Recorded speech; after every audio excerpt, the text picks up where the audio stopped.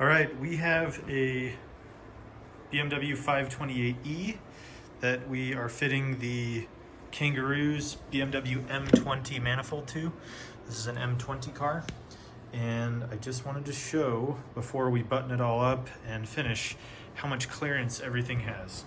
So I have a measuring stick here in millimeters and in inches, and I'm just going to go through various spots, take some measurements, show everybody, and then if you have any questions, this will hopefully answer most of where people have questions about how the fitment is.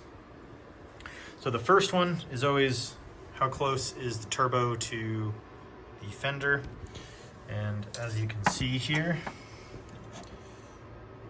just under 2 inches, 40 millimeters ish. Yeah, maybe 1 3/4 inches, 40 millimeters or so. And then the flange right here where the turbo mounts to the frame rail, it's about 3 inches or 75 mil. And then from the top of the turbo, this one's always a big one, from the top of the turbo to the valve cover, maybe 3 or so inches. We put this up here from where the spark plugs are, it's about 3 inches as well. This is a whole set HE 351 housing. And then from the front to the front of the motor, it may be 8 inches or so. This is the one I have right now only goes to 6.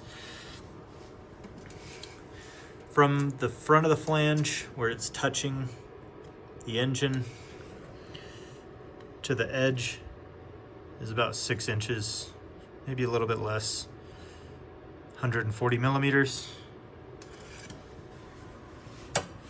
There's plenty of space right here between the AC. It's about 1.5 inches. If you don't have, I don't know how it is with the IS oil filter, but from the IS, or sorry, with the regular non-IS, you have about 2 inches of clearance from the bottom of the turbo manifold to the oil filter.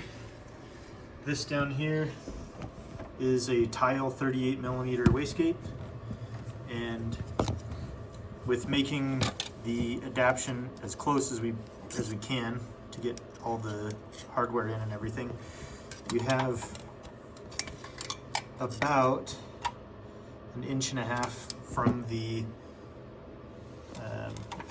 motor mount arm to the bottom of this. So there's a good amount of space in there and plenty of space between the wastegate and the frame, like maybe 3.5 inches, 4 inches. As you can see down there, I don't know if there's any other notable things. This car does have air conditioning, and you can see it's very clear and out of the way. This is a 3-inch or 76 millimeter downpipe, and from the AC lines, we have like 1.25 inches, yeah, maybe 1 inch or so. A couple inches from with the frame rail tower. It all depends on how long you make this. I try to give myself as much space as possible between the wiring, but I mean, even from this wiring, you know, a couple inches, 3 inches diagonally from these brake lines, I gave myself 3 inches or so. There is plenty of space between the firewall and the back of the Kangaroo's manifold. Maybe 3.5, 3 3/4 inches, 90 millimeters. And you can see down there, this is how I chose to do the recirc. Just came from, let's see if I can get my phone to go down there. It came from the wastegate, and then just connected it in, put a little bellows in there. So there we go. There's actually quite a bit of space underneath. If you didn't want to recirculate the wastegate, you could turn it and shoot it down under the car pretty easily, but Yeah, even with the larger HE351 turbine housing on here, there's still plenty of space between the cylinder head and the compressor housing.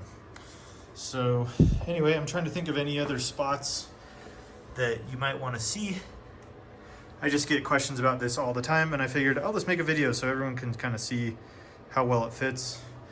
I've had this manifold on and off like a dozen times while making the turbo system, and it comes on and off super easy. The Fitment, I mean, it just fits all the holes really, really well. No problems with Fitment so far at all. So if you're worried about that, yeah, it's not even a thing. The center of this T3 flange is about roughly kind of right in the middle of the third port, cylinder 1, 2, 3 on an M20. So there we go. Anyway, it's more of just a measurement video. Hopefully that'll help somebody who's looking to use a Kangaroo's manifold on a BMW E28 with an M20. Thanks.